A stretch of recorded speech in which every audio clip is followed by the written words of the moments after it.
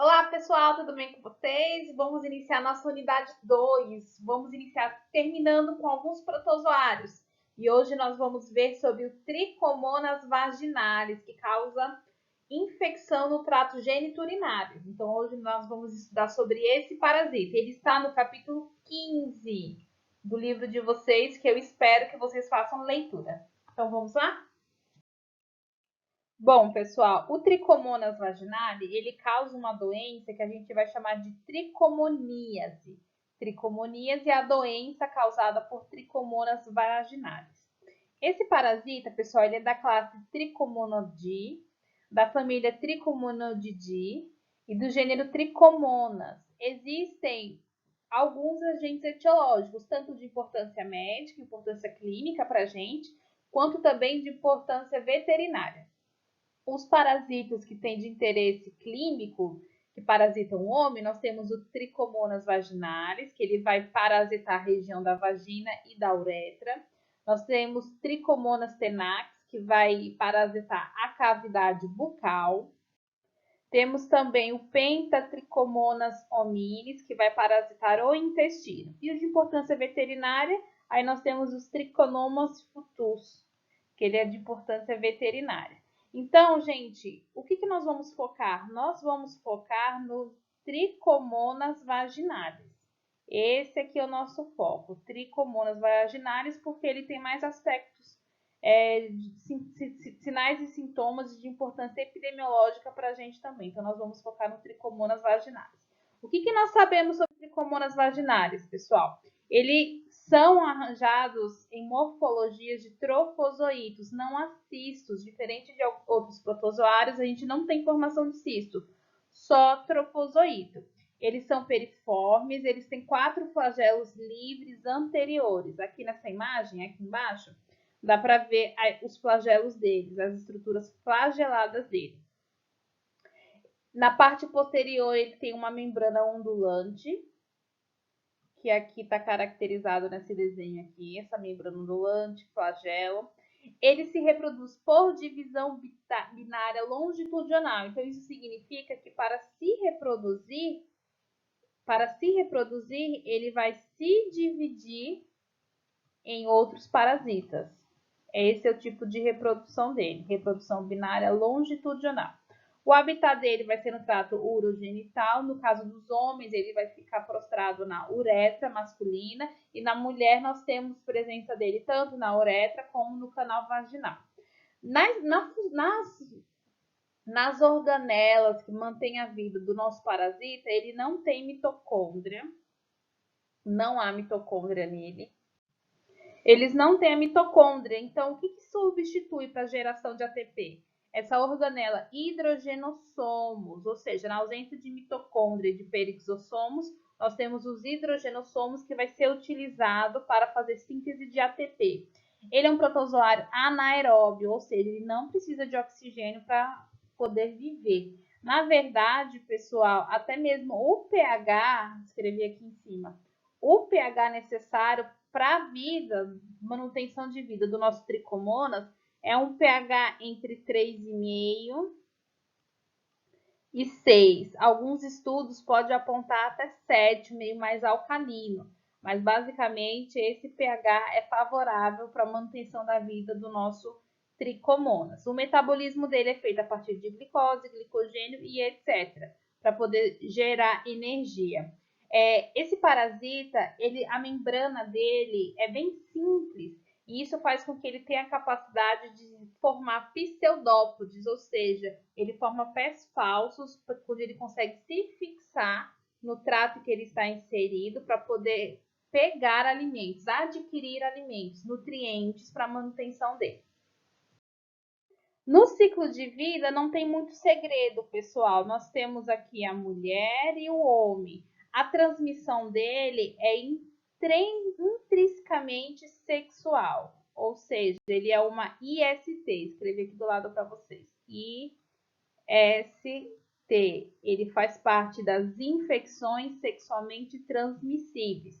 O que acontece? Um homem com tricomonas, ele pode simplesmente transmitir tricomonas para a mulher. Do mesmo modo, a mulher com tricomonas, ela pode transmitir o tricomonas para o homem. Só que nesse caso, pessoal, no homem, ele é praticamente assintomático. Quando ele tem sintomas, vai ter algumas alterações na parte uretra, onde vai ter secreção mais purulenta, mais esverdeada, mas não vai ser nada que interfere na vida cotidiana do homem. Já na mulher, nós temos sintomas aparentes na região urogenital feminina, como uma vaginite aguda, isso pode interferir na fertilidade, na gravidez da mulher também e aumenta os problemas relacionados à contaminação por HIV. Vou colocar aqui HIV. E também os sinais de dor aumentam também durante o período menstrual. Então, pode-se dizer que um homem não saiba que tem tricomonas e ele infecte uma mulher. E aí a doença se desenvolva com sinais mais agudos na mulher. Ou seja, é necessário prevenção durante relação sexual para se prevenir a transmissão de tricomonas. Lembrando que não assiste somente trofozoítos. Os trofozoítos vão estar na vagina, na região vaginal da mulher, ou então na secreção prostática dos homens. Eles vão se multiplicar por divisão binária longitudinal, aqui eles se dividindo, e depois eles vão ficar aderidos no orifício da vagina ou da uretra. E assim funciona, é bem simples o ciclo de vida. Como nós só temos um hospedeiro, então o ciclo é monoxênico. Monoxênico. Isso a gente não pode esquecer. Beleza? Então vamos lá. Bom, a gente já viu que o mecanismo de transmissão é mais frequente por contato sexual. Relação sexual sem uso de preservativo pode transmitir se das pessoas que vai praticar daquele ato sexual esteja parasitado com tricomonas. Mas também nós temos transmissão aonde? Toalhas de banho, roupas molhadas, vasos sanitários também. Mas a gente tem uma diferença. Na secreção vaginal, que a gente tem um pH adequado para a manutenção da vida do nosso parasita, ele pode viver até 6 horas em secreção vaginal. Ou seja, tem secreção vaginal exposta em um ambiente até 6 horas. A gente pode ter a presença de tricomonas ali viáveis para transmissão.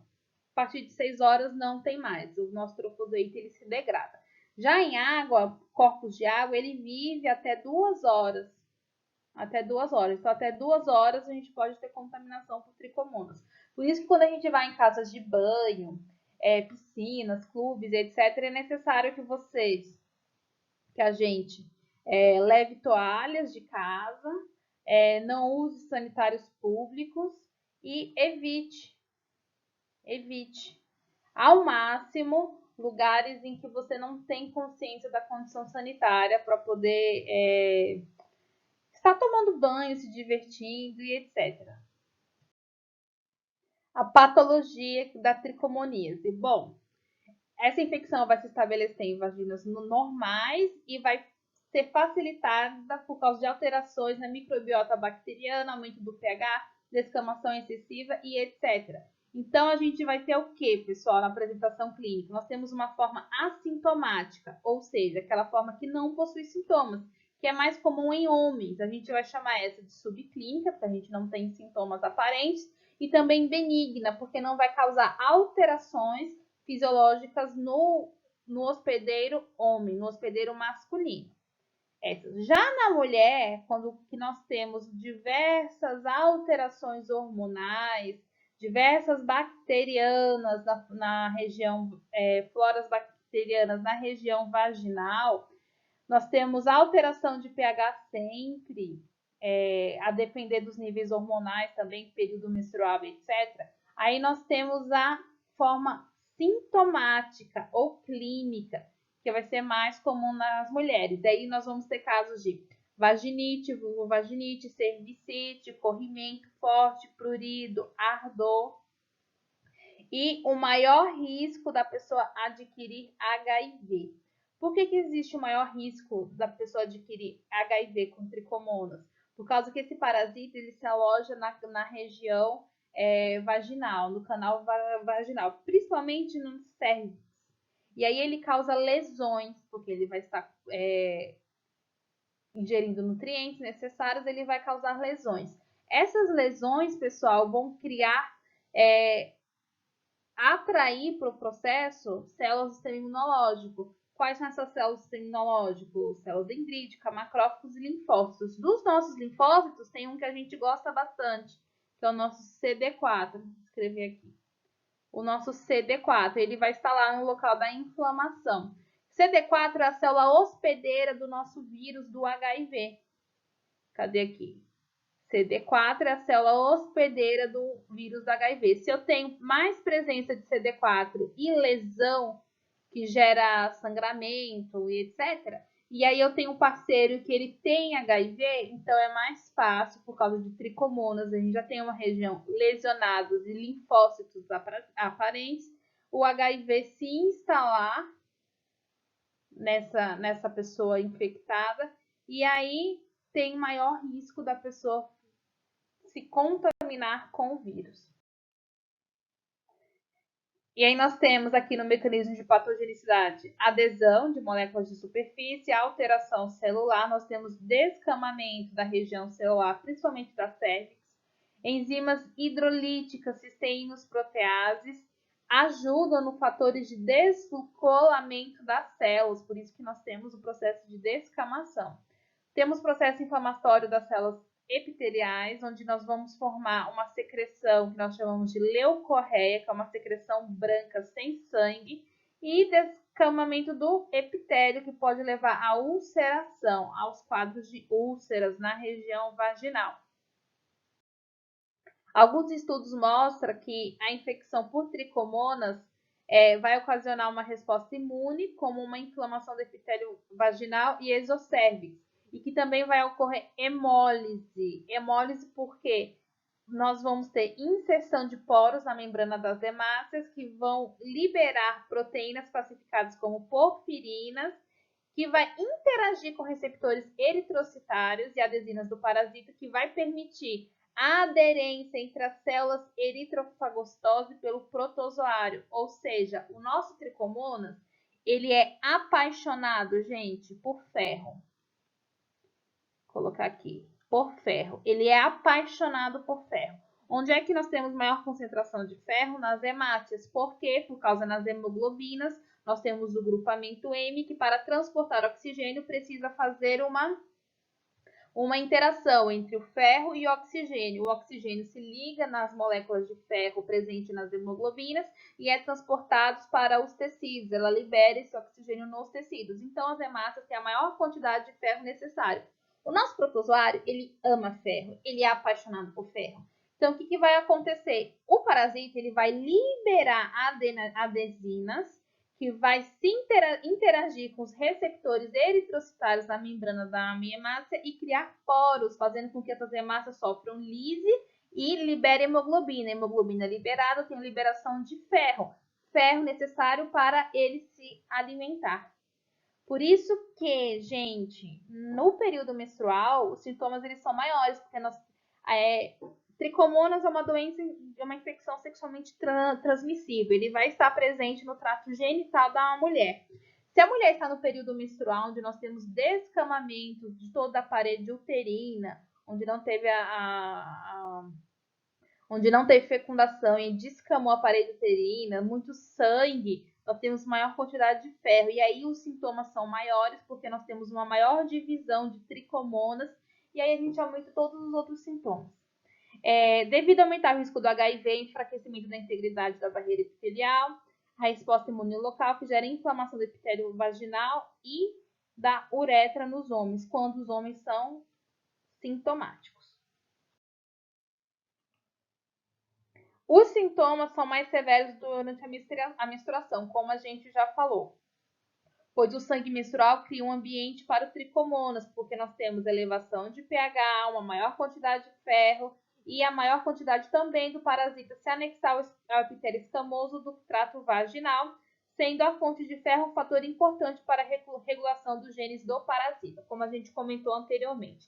Nos homens, é uma infecção autolimitada. Por quê? Porque a ação tricomonicida de secreção prostática ou eliminação mecânica dos protozoários na uretra durante a micção. Então, o que acontece, pessoal? A próstata do homem, ele libera uma secreção, a secreção prostática, que é tricomonicida, ou seja, a própria secreção prostática do homem já destrói os parasitas. Por isso que a manifestação clínica deles é sempre assintomática ou subclínica. Quando essa secreção prostática não elimina esses parasitas, a gente entende que a uretra do homem ela é externa. Vou tentar desenhar aqui uma uretra. Ela é externa por causa do pênis e é longa também até chegar na bexiga. Ela é bem longa.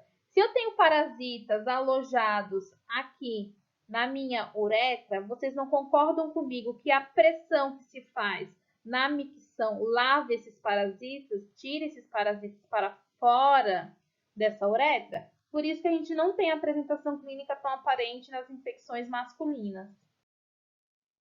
O diagnóstico, galera, vai ser clínico, ou seja, nós vamos ter presença de leucorreia, que pode ter outras causas, porém 70% das causas é por tricomoníase. A leucorreia deu leucorreia, todos os sintomas, prurido, a dor, o paciente relata que não usou preservativos em suas últimas relações sexuais, então a gente já consegue dar uma ideia de fechamento de caso clínico só pela apresentação clínica mesmo dos sintomas do nosso paciente. Porém, a gente fecha o diagnóstico com exames laboratoriais. Na mulher, é feito exame direto na secreção vaginal. No homem, nós também temos presença do parasita no sedimento urinário, já que ele fica colocado na uretra. Ou então, nós podemos fazer exames em secreção uretral ou prostática. Cultura e PCR, para a gente ter uma visão genética da presença desses parasitas. Em alguns exames de urina, sumário de urina, a gente consegue ver trofozoitos de tricomonas na urina também dos pacientes, das mulheres no caso. Em alguns casos a gente consegue visualizar. E aí a gente já coloca lá no laudo, um exame de urina, observação presença de tricomonas vaginais, e o médico já consegue tratar essa paciente. Quando a gente fala de exame clínico e laboratorial também, o exame de rotina, Papa Nicolau, ele está envolvido também na visualização de tricomonas. E como que é feito o Papa Nicolau, esse exame ginecológico? É usado alguns materiais, como suave, escova endocervical, espátulas de Eire, lâminas, fixador, coletor, lápis, para poder identificar. E aí, gente, o que acontece? O espéculo, deixa eu diminuir aqui o tamanho. Vocês, como enfermeiros, vão fazer muito no estágio isso. O espéculo, você vai abrir a região da vagina do paciente, você vai abrir para poder ter uma visualização do colo do útero e da cérvix. E com a espátula, você vai até o colo do útero e vai colher esse material e vai fixar ele na lâmina, ou na espátula, ou na escova endocervical. E aí, no laboratório, a gente consegue visualizar desse jeitinho aqui, células epiteliais, células escamosas aqui e presença de tricomonas. Aqui, presença de tricomonas, muitas tricomonas nessa lâmina. E essas outras células aqui, gente, deixa eu colocar aqui de amarelo. Círculo aqui de amarelo. Isso aqui são leucócitos, tá bom? Polimorfonucleares. Por quê? Porque a gente tem um processo inflamatório, então nós temos presença de células inflamatórias no local. É assim que se faz o exame, no caso. E o exame Papa Nicolau, ele não serve só para detecção de tricomonas, ele é exame de rotina, que toda mulher com atividade sexual, ela precisa fazer a cada 6 meses, no mínimo, para poder ver outras doenças, como outras doenças que atingem principalmente o colo do útero. E vocês acharam que eu não ia trazer para vocês fotos da apresentação clínica da doença, né? Isso aqui, gente, é a cérvix. A cérvix ali no colo do útero com aspecto de morango e corrimento espumoso, leucorreia. Aqui a cervix, olha só esse corrimento. A cervix dá esse corrimento por causa de infecção por tricomonas. Aqui nós temos mais corrimento bolhoso, aqui ó, o espéculo abrindo a região vaginal, aqui o colo do útero, a cervix aqui no colo do útero. Olha só o tanto de pus que nós temos, processo infeccioso, inflamatório. Olha só, gente, a inflamação, corrimento aqui na região vaginal, os grandes lábios. Eu vou mudar aqui o pincel, tá roxo? Tá quase a mesma cor da foto. Vou colocar aqui a luz, pra gente ver aqui, ó. Leucorreia, aqui os grandes lábios sendo abertos. Muito muco, muita secreção branca. Aqui a gente vê também essa secreção saindo da forma externa da vagina, onde dá para visualizar. E aqui, gente, tadinho, o colo do útero todo infeccionado, todo infeccionado. 70% de chances, sempre que tem essa visualização no exame ginecológico, de ser infecção por tricomonas. Que as tricomonas vai acarretar outras infecções, como infecções bacterianas, infecções fúngicas, como clamídia e etc. No homem, quando há sintomas, a gente pode ver o que? Secreção saindo, secreção branca purulenta, leucorreia saindo da glande, saindo do trato uretral. A gente consegue ver também processo inflamatório em alguns casos. Quando que a gente pode ter sintomas bem aparentes? Quando que o homem a gente pode ter sintomas bem aparentes de tricomonas? Quando ele é imunodeprimido, que o sistema imunológico dele é baixo, aí a gente pode ter uma apresentação clínica mais aparente dessa infecção. A epidemiologia e tratamento. Bom, é uma doença cosmopolita presente na maioria entre mulheres entre 16 e 35 anos. Por que 16 e 35 anos? Onde nós temos vida sexual ativa das mulheres. Em homens, de 10 a 15 anos, mas não tem muita quantificação. Não tem tantos casos não diagnosticados, não tem. Doença venérea, infecção sexualmente transmissível, controle de educação sanitária, diagnóstico, tratamento precoce, inclusive dos parceiros. Isso é importante. Vou fixar aqui pra gente, pessoal. O controle é inclusive nos parceiros. Por quê? Vocês concordam com a gente que se a mulher tiver infeccionada e só ela tratar e ela tem um parceiro sexual, ele também não vai estar, porém, assintomático? Então, vale a pena tratar a mulher sem tratar o parceiro? Não, ele vai continuar transmitindo. Transmitida sexualmente, só existe a forma trofozoítica, maior prevalência nas mulheres, homens assintomáticos, e nós temos 180 milhões de casos por ano. Para mais, viu, gente? Isso aqui é para mais. A profilaxia, tratar como qualquer infecção sexualmente sexual, tratar doentes também e fazer diagnóstico de pessoas assintomáticas, para a gente não ter uma pessoa que serve como reservatório. Tratamento, metronidazol e tinidazol mais vitamina A. Para gestante, nós temos tratamento local da infecção, no processo infeccioso inflamatório. Mulheres em menopausa, nós temos metronidazol mais estrógenos ou hormônios. Para homens com infecção prostática, o tratamento é via oral por medicamento. Aí outros tipos de medicação de drogas que nós temos: nitromidiazólicos, metronidazol, nidazol, etc., por via oral, creme vaginal também, e nunca esquecer do tratamento dos parceiros, gente. E é essa a nossa aula de hoje. É uma aula bem tranquila, um assunto bem tranquilo, e a gente discute mais alguns detalhes em sala de aula. Um abraço para vocês, pessoal!